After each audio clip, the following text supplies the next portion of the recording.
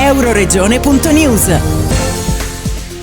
In occasione della settimana europea per la riduzione dei rifiuti, Despar Nord ha ospitato per la seconda volta nella sua sede friulana a Udine un incontro significativo con i referenti di Fondazione Banco Alimentare e le onlus locali, con l'obiettivo di affrontare insieme le sfide legate allo spreco alimentare e di supportare tutte le persone in situazioni di difficoltà nelle regioni in cui opera. L'iniziativa si inserisce in un ciclo di incontri a livello regionale organizzati in Friuli Venezia Giulia, Veneto, Emilia Romagna e Trentino Alto Adige, che rappresenta un'importante occasione di confronto e collaborazione con le oltre 170 onlus attive nei territori e coinvolte nel progetto Cessione Merce. Durante la mattinata sono stati approfonditi più recenti aggiornamenti normativi in tema di sicurezza alimentare e gestione delle eccedenze, curati da Roberto Mussolini, responsabile della sicurezza alimentare di Despar Nord, che ha fornito molti dati sulla corretta gestione degli alimenti e sui deficit culturali che alzano i livelli di spreco alimentare che in Italia sono in crescita. Il direttore di Despar Nord, Friuli Venezia Giulia, Fabrizio Cicero, accompagnato dal responsabile marketing e media relation Tiziana Pituelli, ha voluto ricordare dimensioni e sviluppo internazionale del gruppo Spar, che a livello globale fattura 20 miliardi di euro ed è presente in 48 paesi,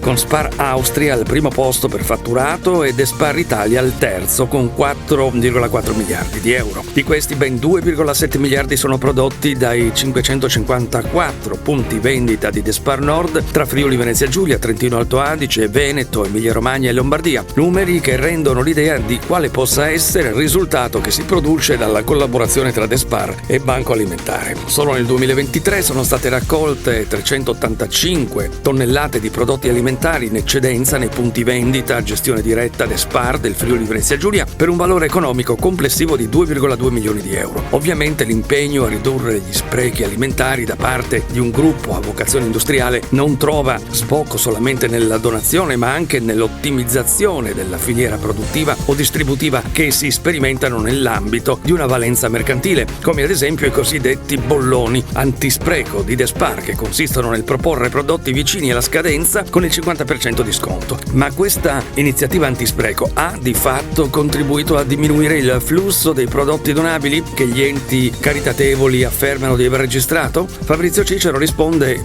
che il calo della merce destinata ad associazioni non è certamente dovuto ai bolloni, che semmai possono essere una concausa, ma alla tempesta perfetta provocata tra Covid, inflazione, diminuzione del potere di acquisto delle famiglie e aumento dei costi energetici.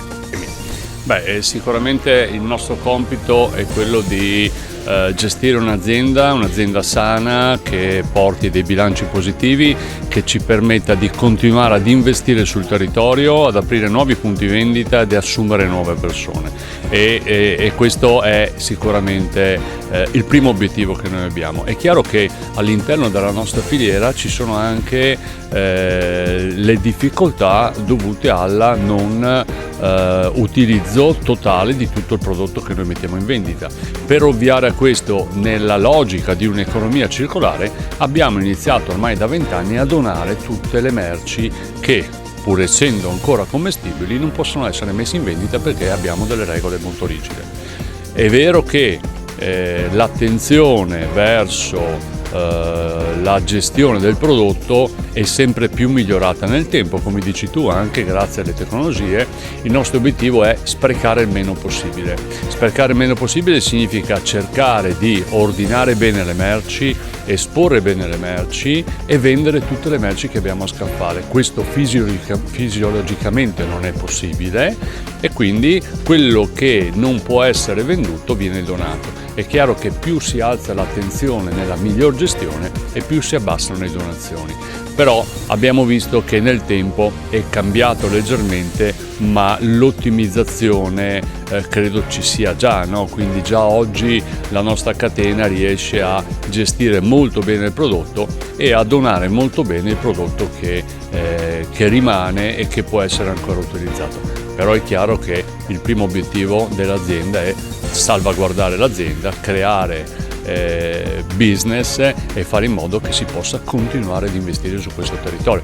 L'economia circolare passa anche attraverso questo. È chiaro che se quello che facciamo noi viene fatto da tutti, ogni goccia, no, tante gocce fanno un mare. Simone Barreca della Fondazione Banco Alimentare, che rappresenta i 21 banchi attivi in Italia, ha ricordato che nel 2023 sono state recuperate 120.000 tonnellate di eccedenze alimentari, aiutate 1.793.000 persone attraverso 7.626 enti caritatevoli. Missione del Banco Alimentare è quella di ridurre il tasso di insicurezza alimentare delle raccolte alimentari attraverso vari canali, dal donatore singolo al recupero delle eccedenze nell'industria, nella grande distribuzione fino alle mense e ai ristoranti. Garantiscono sicuramente il soddisfacimento della prima necessità, ma è probabile che non siano sufficienti a formare quel paniere equilibrato in termini di salutismo alimentare. Cosa si può fare in questo senso? L'aspetto particolare che così volevamo sottolineare insieme del valore nutrizionale dei prodotti donati praticamente è uno degli argomenti che in questi anni stiamo focalizzando per il meglio, perché ci rendiamo conto che è fondamentale. Non possiamo solo donare e ingrassare la gente, fra virgolette, perché diamo prodotti magari non adeguati sempre alle esigenze, ma è nostra intenzione, come dire, capire meglio tanto il fenomeno delle donazioni, anche perché noi, ricevendo donazioni, prendiamo quello che arriva, non è che possiamo selezionarle, no? Quindi inevitabilmente siamo costretti a prendere e recuperare ciò che c'è, no? Nello stesso tempo, come dicevo prima, stiamo per esempio anche affrontando con l'Università qui degli studi di Udine questo problema.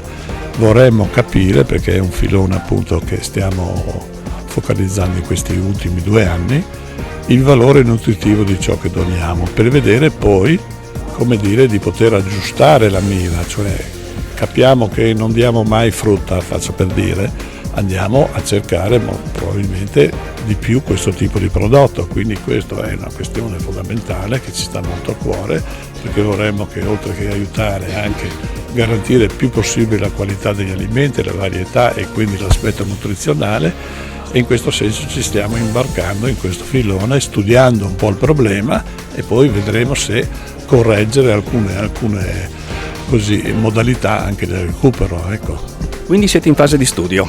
Avete avviato questo processo di monitoraggio e studio con l'università? Sì, con l'Università qui di Udine è iniziato un rapporto dove stiamo cercando di affrontare questo aspetto e speriamo nel giro di un anno 2 di riuscire ad avere qualche idea un pochettino più precisa per poter poi eventualmente, perché ripeto, noi recuperiamo tutto ciò che viene donato, ma poter, come dire, aggiustare il tiro per garantire sempre più la qualità.